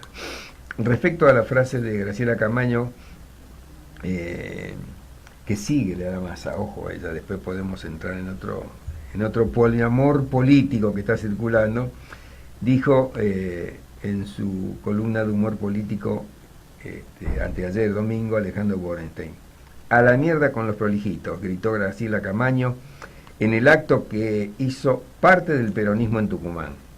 Esto no solo nos da una pista sobre el tono de la próxima campaña electoral o la curiosa estrategia que tiene el peronismo para seducir a la clase media, es de una ironía todo de notable, sino que también explicaría cómo fue que la diputada se enamoró de su marido, Luis Barrio Nuevo. A la mierda con los prolijitos. Claro. Si así habló Graciela Camaño dice Borenstein, el hijo de Tato, que justamente es de lo más prolijito que tiene el peronismo. Imaginemos lo que va a pasar cuando agarre el micrófono Pablito Moyano. El griterío que va a hacer y la cantidad de votos que va a ahuyentar. Hablábamos de... Ya la imagen de Luján. Hablábamos de Felipe Solá, claro. Hablábamos de Felipe Solá. Ya espantaba bastante a la gente y esa lo imagen. que se llama el poliamor político por las redes sociales, se viralizaron imágenes, fotos, cosas muy divertidas. ¿Por qué?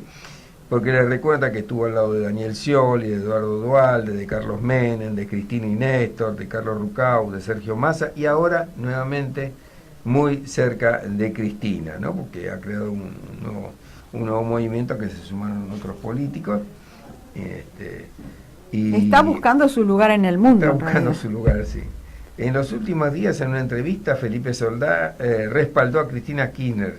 De cara a la próxima elección le dijo, tiene derecho a ser candidata a un nuevo mandato, legítimo, aunque puede no ser lo más conveniente. ¿Por qué dijo esto? Porque se dice que él va a fogonear la candidatura de Cristina porque sospecha que Cristina no va a querer ir al último momento. Y entonces, ¿qué ocurre? Ahí está él, ¿no? Y dice Solá, pero tiene derecho a hacerlo a pesar de que esté procesada. Ha ocurrido con Lula, y bueno, tampoco le ha ido muy bien a Lula porque ahora viene lo de Bolsonaro, fíjate. ¿Y Scioli no tiene pretensiones de volver? Scioli siempre se anota en todas, fue a Tucumán en primera fila, estuvo en primera fila en Luján, con los Moyanos. Sí, pero como candidato a presidente parece que está quemado, ¿no? Bueno, él aspira Sí. aspira a lo que venga. Y vos tocaste el caso de la iglesia, ¿no es cierto? Que sí. Fue un tema importantísimo. No solamente espanta políticamente, sino que de la iglesia misma. Mirá, el tema de la iglesia cada vez es más complejo. En Brasil cada vez están más metidos los evangelistas, que van a dar un gran respaldo a Bolsonaro en las elecciones que se deciden este domingo. Gilles Infran estuvo de campaña, fue a la colonia Cuom la primavera, con 5.000 aborígenes, a la vera de la Ruta 86, y un pastor evangélico lo bendijo y lo señaló como el hombre que Dios eligió para su pueblo. Ay, eso es increíble, realmente. Y el pasado sábado en Luján, frente a la Basílica, por Pan, Paz y Trabajo, la convocatoria terminó convertida en un acto político con miras a proteger a Hugo y Pablo Moyano, ubicaditos en primera fila, junto a otros de clara militancia acá. Ahí estaban Guillermo Moreno, Daniel Scioli, Waldo de Pedro, Felipe Solá, que ya estaba anticipando el salto que iba a pegar, alejándose de Sergio Massa, quien ya está haciendo maniobras de aproximación, claro, y para pedir pista en el territorio de peronista Noca. Así están las cosas y divididas. Con respecto a la iglesia, parece que el Papa también se está despegando de todo eso. Bueno, Agustín Radizani, el arzobispo de Mercedes Luján, trató de despegar al Papa porque se dieron cuenta de que habían metido la pata. Fíjate vos que Ricardo Roa, en su editorial de hoy, titula la columna Un paso en falso de la iglesia y dice: debilita más a la iglesia que al gobierno la misa privada en Luján para los moyanos y kirchneristas. Claro. Y bueno, ¿qué dijo? Ahuyenta a los creyentes. ¿Qué dijo Monseñor Radizani? Claro, dijo ayer lunes, el Papa Francisco no ha tenido ninguna injerencia. Creo que un poco tarde, porque Pablo, el salvaje moyano, ya se había adelantado al declarar que esta misa no se podría haber realizado sin la venia del Papa. Y bueno, salieron comentarios de todas partes y Alfredo Leuco, en su espacio por Radio Mitre, le doy mi palabra, arrancó con una cita de Paulo Oliveto, que había dicho: qué tristeza convertir a la iglesia, a mi iglesia, en una unidad básica. Sí, realmente muy triste. ¿Qué se le critica a Radizani? Que no mencionó para nada el tema de la corrupción. Criticó todo, menos eso. Es que se hubiera mencionado la corrupción.